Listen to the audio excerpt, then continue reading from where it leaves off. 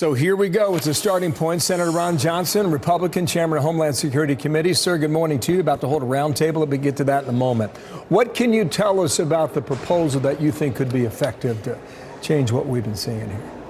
Good morning, Bill. Well, we do need to change our laws. Primarily, we need to change that initial hurdle rate on asylum claims. You know, nobody fully knows, but best estimate is only about 15% of the people coming in from Central America over the last 5 years actually have a valid asylum claim, only 15%. And yet, over the last 5 years and 9 months, 1,086,000 people have come in either as an unaccompanied child or as part of a family unit.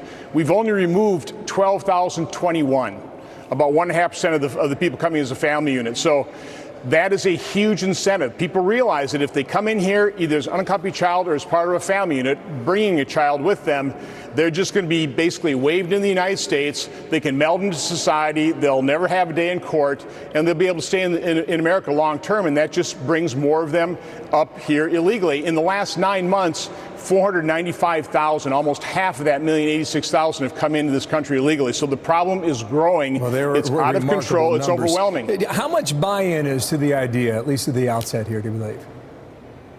Pardon? How much buy-in is there to the idea in Congress? Well, I haven't heard a Democrat say this is a manufactured crisis in a number of months because the reality is just so overwhelming. I am hoping to have signed a letter today of support for a pilot program we've been working with DHS on. We call it Operation Safe Return. It's basically making the adjudication process very efficient right at the border to rapidly and more accurately determine those individuals that clearly don't have a credible fear claim and safely remove them, return them to their home country. Hopefully we'll have bipartisan support as a strong signal to the human traffickers saying on a bipartisan basis, we're not going to allow human traffickers to exploit our laws any longer. We're going to start changing them, and really a plea to Central Americans, don't mortgage your home. Don't give these human traffickers a year's worth of salary. Don't indebt yourself to these people. They're some of those evil people on the planet. You will suffer abuse. It is not worth it.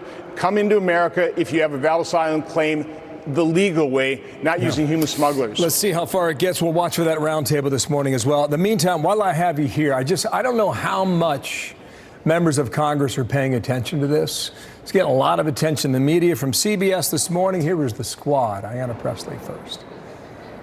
We can talk about and spin out on about hateful words, which are a predictable prompt by the occupant of this White House. When you call the President of the United States the occupant? No, because he is only occupying the space. He does not embody the principles, the responsibility, the grace, the integrity of a true president. That was aired this morning, and Rashida Tlaib said to Nancy Pelosi in that same interview, acknowledge the fact that we are women of color. So when you do single us out, be aware of that and what you're doing, especially because some of us are getting death threats. And Senator, I don't know how this is reverberating to the halls, but what's your sense about where this is going and where we are? Well, again, from my standpoint, I'm trying to address these serious issues facing this nation. Were it not for the overwhelming news coverage of this, I wouldn't be paying attention to those four individuals whatsoever.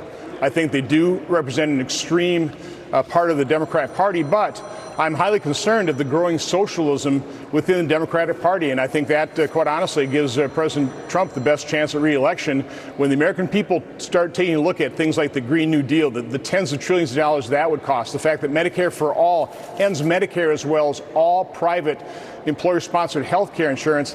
They're not going to really particularly like those types of proposals by the radical left, the growing socialism Democrat Party.